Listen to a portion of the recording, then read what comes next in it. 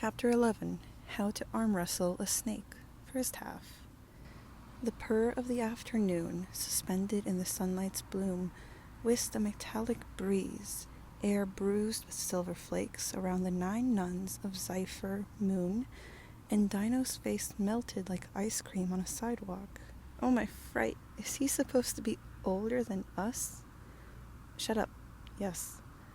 The Zyphrites, each one taller than marble and each one taller than the last, looked down on their newfound treasure, the thin-framed teenager creature from, not quite Hearth Life, but the Boonrain Cliffs, who smelled vaguely of goat and goat milk soap. He looks like a mix between a rokel and a feathered goat. What rokels have you been looking at? Bottleneck nose and eyebrows like storm drains. He's clearly of oceanic descent. And the goat. Dino observed the clock tower, the familiar buzz of seconds making space for themselves over the flying chatter of the Zyphrites, their painted lips fluttering to create the perfect scene. We do not favor evil. Dino, is it? As much as evil favors us. This tradition, it's like memory to us. My name is Myrrh. I'm glad you're here. Dino stared at the 2 nuns who remained silent thus far, who in turn looked at each other awkwardly and then back at him. We, the 9 nuns of Zephyr Moon, would like to welcome you to our home. Unfortunately, not one of us will be able to stop what will happen next. However, time is on our side. Speaking on everyone's behalf, let's wait a year.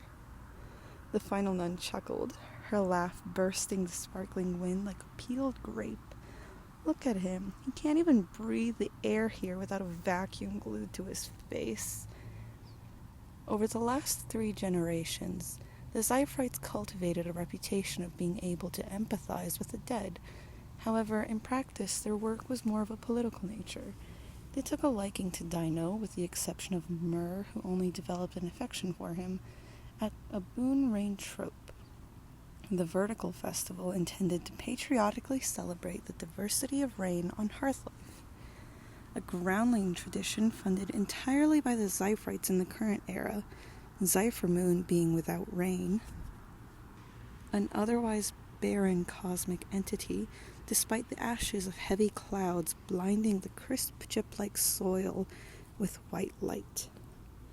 Originating from Bring Zephyr Back to Hearthlife program, an agency of several dozen passionate people concerned with the autonomy of the Zyphrites and their influence over the Federation and, by extension, all life folded in by the Copacabana train, Dino's display had been about Olivia Baz Castells, the arcane founder of the Zyphrites. Myrrh took him to school the moment he uttered Castells had been exiled by the Federation for discovering the moon. Myrrh spoke just above a whisper, glaring at him so softly he forced himself to wonder if she simply wasn't flirting with him. I haven't laughed this much in quite a while, thank you. Where did you learn how to write like this? School, books. Well, they're wrong. I cross-reference all of my sources. False confidence. Is your grave cozy? And who are you? Your gravedigger. Come to Zephyr with us. And it was that easy. First of all, Dino would never have to flip through the wet pages of a book again if he had the Zyphrites under his thumb. First of all, her name is just Olivia Castells. The suffix Baz appeared in recent editions of federal textbooks to make her seem more Hexel. They all say she was born and raised in the Boonrain Cliffs. Almost all. The 17th edition of Card's Historical says she was born in the cliffs and makes no reference of anything else. Dino blinked. Second of all, she didn't discover Zephyr Moon, only the presence of precious metals on its surface. Dino blinked again, but slowly, parsing for a counter-argument. But what of the Silver War, you say, you might ask?